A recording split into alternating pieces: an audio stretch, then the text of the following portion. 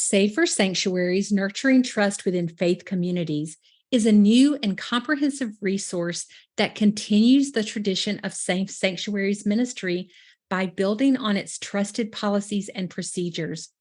To learn more, go to safersanctuaries.org or call 800-972-0433. When Bishop Cedrick Bridgeforth was 9 years old, he prayed aloud at his small Alabama church, resulting in a standing ovation. His grandma then squeezed his cheeks and proclaimed that her grandson would preach one day. Though he was intent on becoming an architect, a stint in the U.S. Air Force set the teen on a path of discernment that ended with his call to ordained ministry being affirmed while serving communion to those living on the streets of South Los Angeles. Bishop Cedrick, welcome to Get Your Spirit in Shape. Yeah, thank you for having me, Crystal. You're here today as a part of our Meet a Bishop series. And this part of Get Your Spirit in Shape is an opportunity for United Methodist across the connection to get to know you a little bit, to get to know you not as a bishop necessarily, but as a fellow United Methodist, and to learn about your faith journey, including your call to ministry and your path to being elected bishop. So we're excited to have that conversation with you today. You were elected bishop in November of 2022, and you began serving just this past January as the resident bishop of the Greater Northwest Episcopal area in the Western jurisdiction. Wow, that is a mouthful, but it encompasses a lot, so it should be a mouthful. When I read your bio, I was struck by several things. You were raised in the South in Alabama. You grew up attending regularly both a Baptist church and a United Methodist church. And then you relocated to the West Coast for your Master's of Divinity and your Doctor of Education degrees. Then you served churches in predominantly Black congregations in LA, as well as multi-ethnic and multicultural ministries throughout Southern California. Then you went on to become a DS, a district superintendent in the California Pacific Conference, which is one of the most diverse regions of the United Methodist Church. So now as bishop of this Greater Northwest Episcopal area in the Western jurisdiction, you have churches in Alaska, you have churches in Hawaii, you have churches in Oregon, Idaho, Guam. So how have all of these prior experience kind of congealed to prepare you for the role that you're in right now? Wow, Crystal, that's a big question. And Guam is actually a part of the California Pacific Conference, but we'd gladly receive it in the Greater Northwest area because I visited there a few times and loved it. But, I think the ministry in Southern California prepared me for ministry just about anywhere in the world. You talk about every ministry context being one that's distinctly United Methodist, but there is a particular ecumenical spirit in most of our congregations because most people are transplants. They've come from other faith traditions, other Christian expressions, and have decided to become United Methodists. Of course, there are people who are born and raised in Southern California as United Methodists. However, it's a place where people come to from all around the world. So you have sort of this melding of religious ideas and thoughts that come together in just your regular 50-member United Methodist congregation. And you have to find a way to make that work on top of the political and theological landscape that sort of diversity brings to bear. And so now being up in the Greater Northwest Episcopal area of the United Methodist Church, we have this difference of ethnicities, language, culture that's here, that's rooted in the indigenous cultures of the Pacific Northwest and also the Alaska Native cultures and indigenous cultures in Alaska. That's another layer that I'm not all that familiar with, but I'm having to open my heart and mind to it. And I think ministry in Southern California just opened me to just be prepared, to stay open, to listen, to learn, and just take it in. I appreciate what you said about the being United Methodist in Southern California. In the 90s, I left the South where I grew up in North Carolina to live in LA for 8 years and found just this church you're talking about, 50 members, United Methodist, and it was very intentional to be there. It wasn't that you were born into that church and just your family went to that church. And I found after coming out of a situation where you go to the church you were born in, and I was, born into a Methodist church, I found that so invigorating. It was a very exciting time to be a part of that church and to be a part of the ministries that came out of that. Are you finding that kind of intentionality in the churches that you're serving now? And that's maybe that's not a fair question because there's like hundreds and hundreds of churches. No, I think it's a fair question because when you're in a space like the one I'm in now, and it's not vastly different from where I served the last 25 years in Southern California, but this is the land of the nuns, right? The non-religious, context. It began here and still, looms supreme in this area. So churches are intentional choices that people make. Right. And because they're intentional choices people make, churches have to be clear about who they are and who they are not, so that when people make those choices to be a part of them, they know what they're getting. Right. And they know how to participate. It's not just a part of the culture. Right. So it's something that people seek out because of a longing, because of communal connections, because of some theological expression that speaks to them. And so I think it helps the churches to be clearer about their identity, when you're in an area like this. Yeah, I think you're right. That was my experience as well. Well, speaking of being choices and being a part of the church, we've talked about your journey literally across the United States over the past 30 years or so. But in that journey, where did you first hear your call to ministry? My first inkling of anything about a call was when I was 9 or 10 years old in our little church there in Alabama. And my maternal grandmother, came to me after I prayed this prayer at a youth service and finished the prayer. There was a standing ovation in the congregation, and my grandmother, grabbed me by the sides of my cheeks and said, "Boy, one day you're going to preach. You're going to preach." And I went running, screaming out of the church, "I don't want to preach. I don't want to preach." But that was my first sort of inkling there. And throughout my teenage years and into early adulthood, I continued to stay very involved in church, teaching Sunday school, volunteering wherever I could, and just found voice and space there where I could express my giftings. And then while I was serving in the Air Force at the ripe old age of 19, I really felt that, God was speaking to me in a very direct way, that ministry was the pathway for me. Now, I was resistant to that because I wanted to be an architect and nothing more, just an architect. That's what I wanted to do. And just went through a series of experiences and time over the next 4 or 5 years where I was just in real deep discernment, which sometimes looked like utter denial of just trying to figure out what God was saying and what my life would look like. Because what I did not see for myself was that weekly pastor who showed up to, proclaim a sermon every Sunday. But I did see myself deeply involved in Christian vocation in some way. So I was open to that. I was not open to pastoring a local church. And it was actually in the process of doing the pastoring of a local church in my third year of seminary and ministering to those who were without homes and without direct family connections and food to sustain themselves, serving communion to them on the streets of South Los Angeles and hearing them call me pastor and asking when I would return and having them walk me from my bus stop to the church or to guard my car while I was visiting a family or sitting in my church. It was those folks on the street who really affirmed a call within me. And that's what opened me to ordained ministry. That's a really beautiful expression of love and faith. It sounds like that you were a part of that really helped in that discernment for you.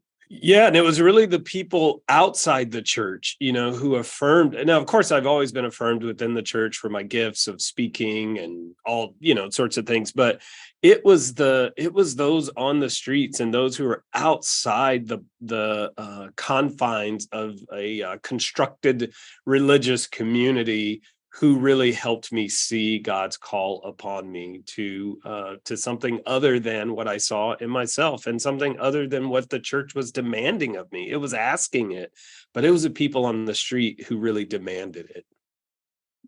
You mentioned your time in the U.S. Air Force.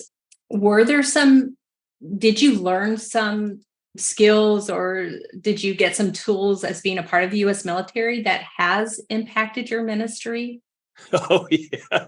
Yeah. Funny story about that. When in basic training, I was the one helping everybody learn how to make their beds and, fold their clothes and iron.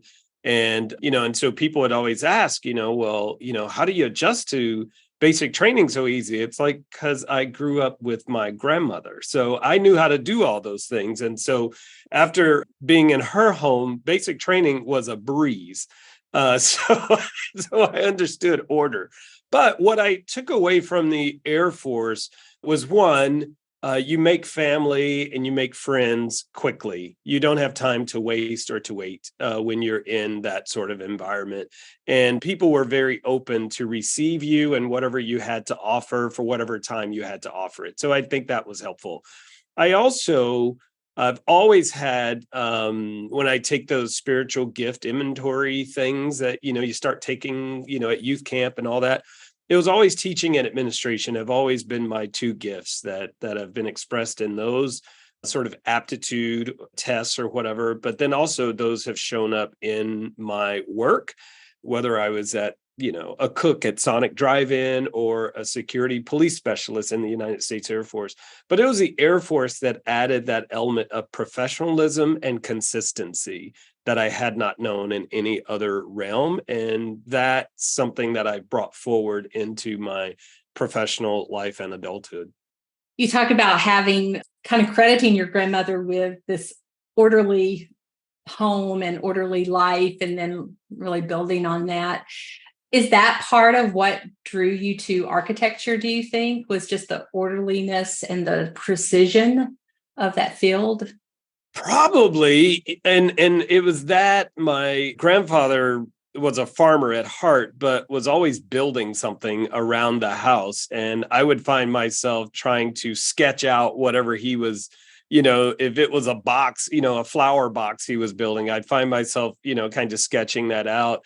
And I had two uncles who were also, they called themselves carpenters. And so they would do like additions for folks and things like that. And sometimes I would go with them on jobs, and we'd be in the house and nobody else would be there. And I would walk around and I would see what they were adding. And I would just be able to envision what that was going to look like. And then I would draw the rest of the house in relation to that. I just took that up on my own from just a sense of curiosity, probably more than anything. And then one of my teachers saw that I had a knack for this, because I would get done with all my work and then I would just take out notebook paper and I would just sketch out floor plans, or I'd do it on my desk. And so they would just leave me alone and let me do my little floor plans. And so I think it was a curiosity that was brought on by some early exposure. And it was a way for me to be artistic in a space that didn't always encourage that in other people. So it was a way for me to do it and not be ridiculed for it. It was a way for me to do it and not really involve anybody else in it as well. So I would say it was multiple factors involved there. Since you didn't go the architect path and God took you on the ministry path, do you have an outlet for that artistic gift that you demonstrated early in your life? Crystal, every place I have served and every placement, every appointment has had some construction and rehab elements to it. That very first appointment that I had in South Los Angeles, when I arrived, the parsonage, which was less than 10 feet away from the church, had burned. And so my first order of business as a part-time student local pastor, which is the lowest on the rung of appointments that you can have, I had it. First order of business was to restore that building. And instead of rebuilding it as a parsonage, we held some community meetings and met with a congregation of 12 to 15 people and decided we would build it back, but it would be a community center instead of a parsonage. And so that was a piece. When I was district superintendent, we had some closed church properties that we repurposed and built into affordable housing, some for seniors, some for emancipated young people. So to be able to sit in the meetings with those developers and be able to read blueprints and know what it was about. In another church, we tore down a whole building that sat on a city block and, we're imagining what could go on that block. I could envision that. In my role now, several of our congregations are looking at addressing housing. And so we're looking at, ways of repurposing some of our underutilized land on existing spaces and just some non-producing assets all over these 4 states where we are. And so all of that interest has come to bear in experiences that I've been able to express in every single setting of ministry. So I've gotten to live it out, so those 2 drafting classes and that blueprint reading class has gone a long way. Before we continue our conversation with Bishop Cedrick, I'd like to tell you about Safer Sanctuaries, Nurturing Trust Within Faith Communities. This new and comprehensive resource continues the tradition of Safe Sanctuaries ministry by building on the trusted policies and procedures that have guided churches for more than 25 years. The resource contains theological grounding for the work of abuse prevention, psychological insights about abuse and abuse prevention, basic guidelines for risk reduction, age-level specific guidance, and step-by-step instructions on how to develop, revise, update, and implement an abuse prevention plan in your church or organization. For Christians, resisting evil and doing justice are ways that we live and serve Jesus Christ. Safer Sanctuaries provides helps to do just that by framing this work as a life-giving, community-enhancing, and proactive endeavor. It enables communities to be empowered and flourish as they develop and implement policies and procedures that make everyone safer. To learn more, go to safersanctuaries.org or call 800-972-0433. I love hearing how God has just really knitted together all of your life experiences for such a time as this. Oh, it's wild. It's wild. Yeah. So as you travel across the Pacific Northwest and you're meeting United Methodist, what are you most excited about? I had to hit the ground running, as did all of the class of 2022, because we all began in January, which is the absolute worst time for anyone to start an Episcopal assignment anywhere in the world, because you land at the time where appointment making begins. And you're also in the budget setting process for a year and a half from the time where you're sitting with people that you don't even know. So anyway, that's just a plug. No more January 1 start dates for newly elected bishops. But in these 5 months, 5.5 months that I've been here, I've had to do some quick and deep listening.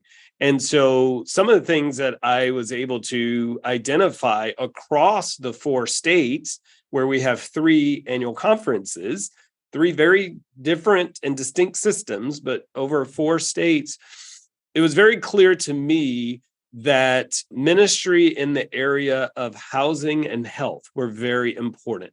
That's where people were either moving into or wanting greater resourcing and understanding about how to be in ministry in their area, because housing is so unaffordable here. And it was very clear to me that most folks, even those who consider themselves middle class or, upper middle class, are but 2 bad decisions away from being houseless themselves. And they may not even be bad decisions, Crystal. They may just be decisions, right? Just because of the way the economy works here. So that was commonality across the 3 conferences, was around housing and then around health. And health was a bigger sort of category where I was able to pull things together around climate justice, public health, mental health concerns, all of that in that area, because we have the opioid crises is just alive and well across the country, but really showing itself here. We also have several of the white supremacists, neo-Christian hate groups call, Eastern Washington and Eastern Oregon and Idaho home. And so trying to do ministry in that context and people wanting a reality other than the one they have, I heard that over and over again. So housing and health were, kind of the two categories I was able to bring those in and start to talk about how we can work together across our area to affect change in housing and health. And that's been exciting because those are passions that I carry and areas where I've had experience over the last 25 years as well. As you're talking about that, I'm realizing that's not inside the church. All that's outside the church. Mm-hmm. So this is about, our churches, our members being out in the communities and being out in there, making a difference as we're called to do. So is that feels like it may be an added layer of education for you, is to not only learn about your congregations, but learn about the communities in which they're, located. Oh, yeah. And to really push this reality, narrative, perspective, I don't know what you call it, but deep down in my soul, Crystal, I really sense that we're in a time, and if not a time, around the world, at least I'm in an era of time where the church is not the lead voice. And the church is not the lead resource center on very much. Again, we're in the area where the nuns run things, and where non-religious ideas, ideologies, persons of faith, are in charge politically, economically, educationally, all the way across. And so what we're having to talk about here is how do we reframe how we do church? Because in many parts of the country, particularly the area where I grew up and to a certain extent in Southern California, where I've done most of my ministry, the church still sits in a place where it can call people forward and lead in some significant ways. That's not the case here. The church is not the lead voice because of the skepticism and because of the distance between the church and the established order of things here. So we're really talking about how the church moves from being in a position of leading to being in a position of partnering and sojourning with other organizations and institutions that are doing things that align with what the church wants to do or needs to be doing. Because there are truly organizations that are out churching the church. And so our best bet, if we want to reach new people, more diverse people, and younger people, it's to align ourselves with those institutions, organizations where they are already finding spirituality, where they're already making community and having the impact that's important to them, to find ourselves aligned with those in a way that we are pushing those forward, supporting those movements going forward, as opposed to that position that we've held historically, where we've been out front calling everybody to go forth. And that's a total rework, a reframe of our mindset and our positioning. But if we're going to have deep and lasting impact, I don't see another way for us to do it. That feels like it's such a sea change. Mm-hmm. Where do you even start with those conversations? I think, going back just to the housing piece, right? To the housing piece. And this is not to say that the church doesn't have anything to offer. We do. We do. In fact, our superintendents and our lay leaders right now are working on identifying how much property, how much underutilized or unused property do we have in our area. Right. So we may not have, as my grandma would say, goo gobs of people, but we have goo gobs of land and buildings. Right. And so around the issue of housing, we're not developers. We're not policy makers as it relates to how housing is supported or established in particular areas. But what we can bring to the housing conversation is our land. We can bring our land to those conversations, which we have a lot of. right? And so we align ourselves with those networks and those organizations who already do housing well, but align them with those who do it well and do it in a way that's important to us and speaks to our values as persons of faith, and particularly as Wesleyans in this area. And so that's what I mean by that. It's not the church doing the building, it's the church bringing its building and its assets alongside. Similarly, in the issue or in the area of health, we're not healthcare providers. We're not mental health professionals. But what we do have are educational wings of our buildings that we will never, ever be able to fill on our own.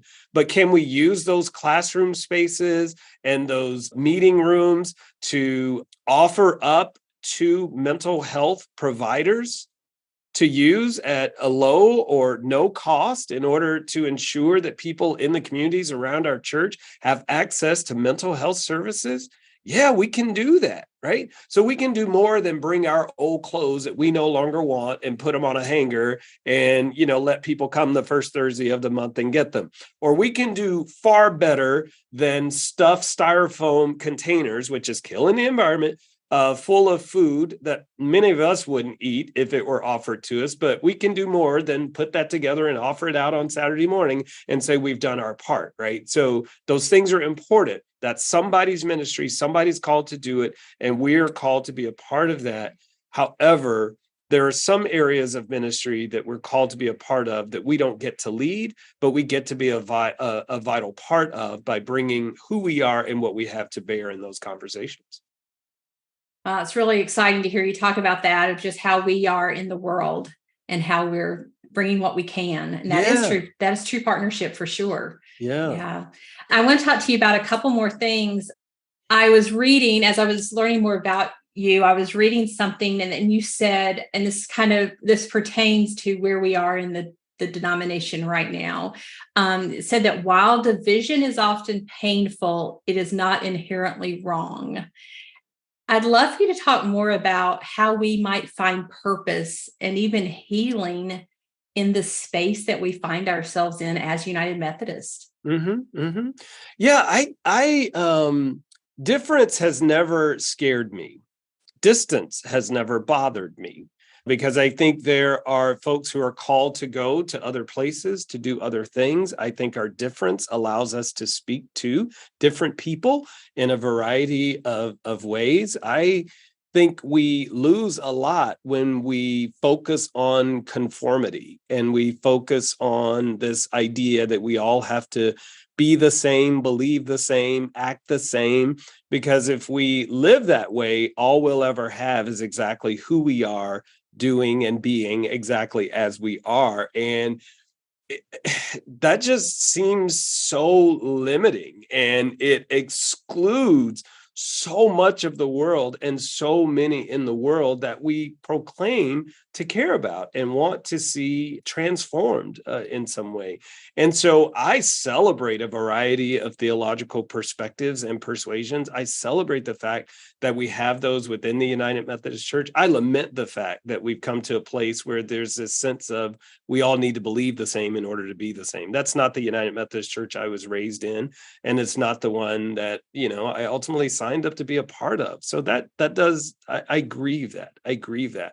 I think if we are going to live out this expansive gospel that God has delivered to us, we have to be expansive in our theological perspectives, and we have to be expansive in the people groups that we're open to being a part of the church, and focus more on that than who we don't want to be a part of the church, right? I mean, I think people are smart enough to self-select, and know that what is or isn't for them. I don't think we need to, create a list for people. I think people are smart enough to figure out whether or not wanted or welcomed or cannot grow. And so I think our work needs to be focused on how we open ourselves to more people with more diversity of thought. And so when people decide that because you're not, exactly like me, you can't be with me, those are playground rules that I don't think serve us well. I think it sets us back. I think it speaks against just the grand theological perspective that we see in Scripture. Just recently, I was studying the Jacob and Esau narrative of how Jacob had gone off and done his own thing the way he wanted to do it. But there came a time where they came back together, right? They came back together, but they couldn't have stayed together, but they found a way to come back together after having some different experiences. And there's nothing in that text that says they came back together and were the same. All we know is that they came back together and they reconciled to be in relationship. That was it. And they lived on. If we say that God created us each with unique gifts, in a unique way, and then we kind of pursue this homogenous model, we're just denying the unique gifts that God put into each of us. Yeah, exactly. And you see it even in the creation narrative. You see that every day, no matter how you read this, no matter what translation, you see that each iteration of creation was very different, right? Very different, even in the creation of humanity, right? There were different expressions there. So, okay, it's like, okay. And, and even as we get to the Noah text, and then there's the recreation, there's variety that comes out of that. And so this business of limiting God to me is just dangerous territory. And this because for me to step into a space where I can limit God's openness, God's expansiveness, God's variety, I'm deciding to be God. And that's always dangerous. That's always dangerous. I don't want to do that. I just have two more questions for you. And I feel like we could I'd love to just talk for more hours, but I'm going to respect your time and not do that. But Bishop Cedrick, is there anything that you wanted to be sure we talked about today that we haven't yet had a chance to discuss? I think we've touched on it, Crystal, and it's just that I really want to be a part of the reframing, reshaping, of the United Methodist Church to the point that the church is what it says it is. And that is about disciple making for the transformation of the world. I really believe that's possible for us if we get out of our mirrors, right? I've talked about this in my area. Get out of the mirror, stop looking at ourselves, talking to ourselves about ourselves, and get in the windows and see what God is doing in the world. Because for too long, we've been inside dealing with each other and the world has moved on. And my hope and my prayer is that we're able to catch up and to come alongside the world and be a part of the transformative work that is already happening out there. And it is happening without us. And I want us to be out there and a part of that transformative that's happening around the world. I've heard it said that God will make sure God's work gets done. And if you're not willing to do it, God will find someone else to do that. Of course. There are many organizations out churching the church all around the world. I don't want to be out churched anymore. I don't. Well, the last statement or the last question I have, and actually, I take that back. I have two more questions. I read that you are a serious cyclist and that you bike, and that I don't know if it's this summer, but recently you completed the AIDS Lifecycle, which is a 545-mile bike trek from San Francisco to Los Angeles. That seems so intense. I've driven that route, and there's mountains and long stretches with nothing. And you did that on a bike. I'd love to hear more about that journey for you, and also why you bike, what that does. And maybe it kind of leads into the last question, which is, how do you keep your own spirit in shape? So, and if it doesn't, that's okay. But I wanted to ask those two things for sure before we finish up. Yeah, it definitely connects. I started writing because I set the goal for myself to complete the AIDS Lifecycle ride, because several years ago I met someone who was training for that. And when he told me what it was about, that it was raising funds for the San Francisco AIDS Foundation and the Los Angeles Gay and Lesbian Center, specifically for their direct services unit for those living with HIV and AIDS, that all the funds raised go directly to direct services. The day the dollar arrives is the day the dollar gets used. And that just spoke to me. And so I set a goal for myself to do that at least once. And so I said, well, if I'm going to do that, I need to get a bike. And if I get a bike, I need to start riding. I need to start training. And I found community in the AIDS Lifecycle space of people like-minded, just wanting to help. And some are there for their own story, their own journey, partners they've lost, family members that they've known, coworkers through the years. And so it's people from all walks of life who are part of this AIDS Lifecycle community. And so in a lot of ways, they've become my second church, of being with them.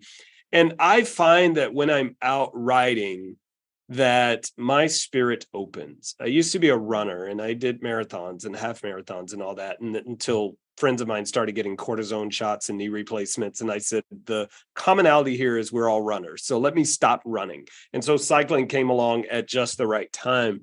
But I find that when I'm out riding along the beach or riding up into the mountains, that my mind lets go and my spirit opens.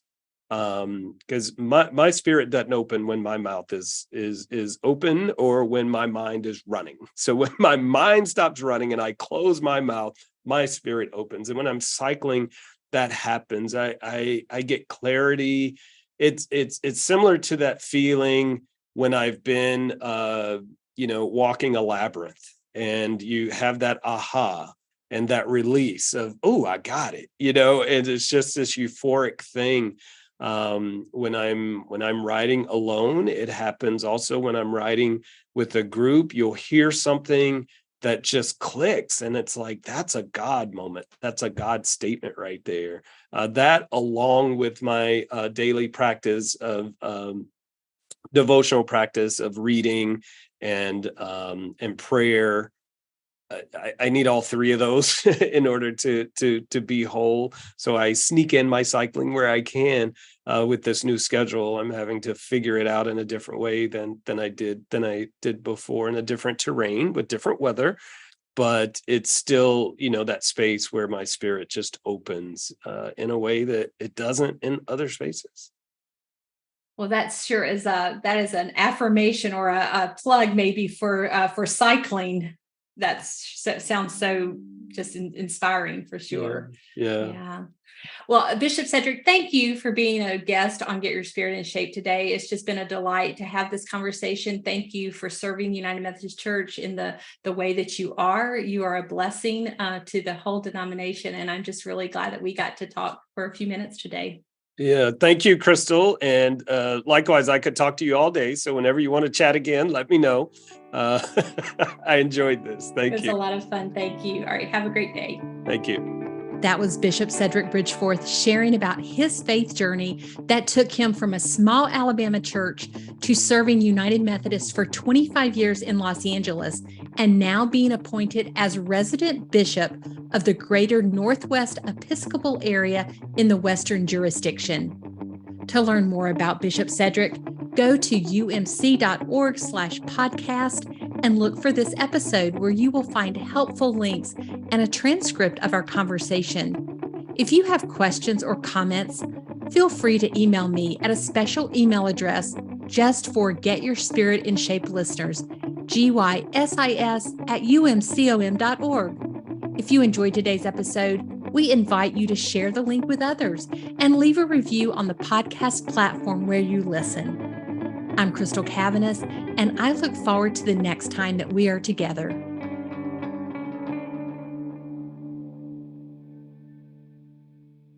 Today's Get Your Spirit in Shape episode has been sponsored by Safer Sanctuaries, Nurturing Trust Within Faith Communities, a new and comprehensive resource that continues the tradition of Safe Sanctuaries ministry by building on its trusted policies and procedures. To learn more, go to safersanctuaries.org or call 800-972-0433.